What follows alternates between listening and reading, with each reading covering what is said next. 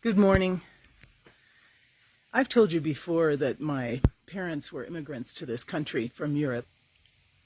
And in an effort to keep us connected to our grandparents, to my mom's family, because my dad's family all immigrated to this country, often we would make trips back.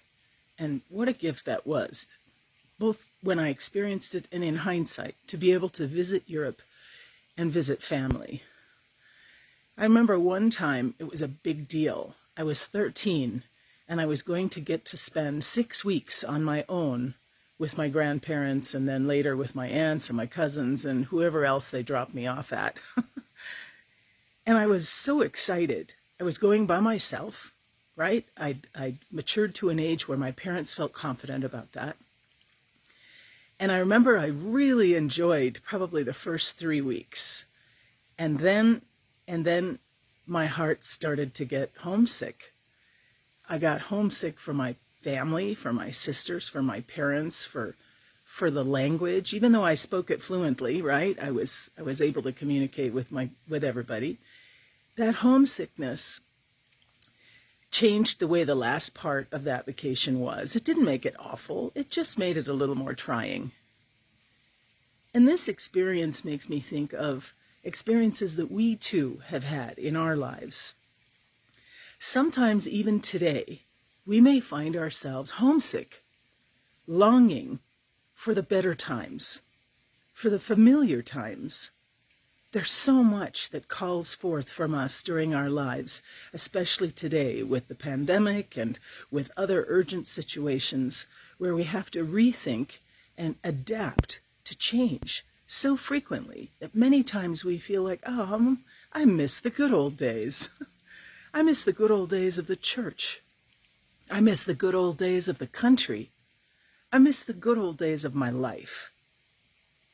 And that hindsight, that nostalgia, is a gift to us, right? We celebrate what we loved about the past and how enriched we are by the past. Yet ultimately, there is no growth possible by looking backward. We cannot grow.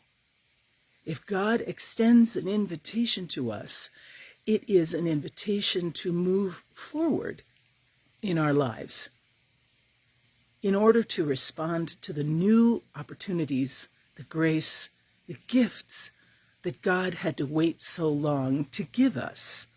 We weren't open and ready and able to receive those gifts in the past. So an invitation from God doesn't call us backward to the good old days.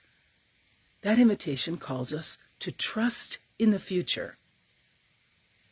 In so many theologians' thinking and writing, they will say to us that God is present in tomorrow as much as God is present in today. The movement of God's Spirit moves us forward. So if we think of it that way, then we know that God, who is present with us at this very moment that we're listening to this video, is also present in the later parts of this day that we have not yet lived, and present in tomorrow that we haven't even begun to think about, perhaps. And so even the very name that God gives Jesus, when Jesus comes to this earth, Emmanuel, God with us, therefore encouraging us, reminding us, as he did the apostles when Jesus came back and walked through the walls in the upper room after he died on the cross, do not fear. Do not fear tomorrow. Now, I'm not just giving you platitudes here. We understand that there is anxiety often when we look forward to the future. But what I'm trying to reiterate here is that you're not forging into the future by yourself. You don't have to bushwhack a new path. God is already there in your future, in the future of the church, in the future of the country, in the future of your life. Trust what you do not know, the answers you do not have, because God is there with you, moving forward inviting you to believe that love is stronger than fear. This is such an important message.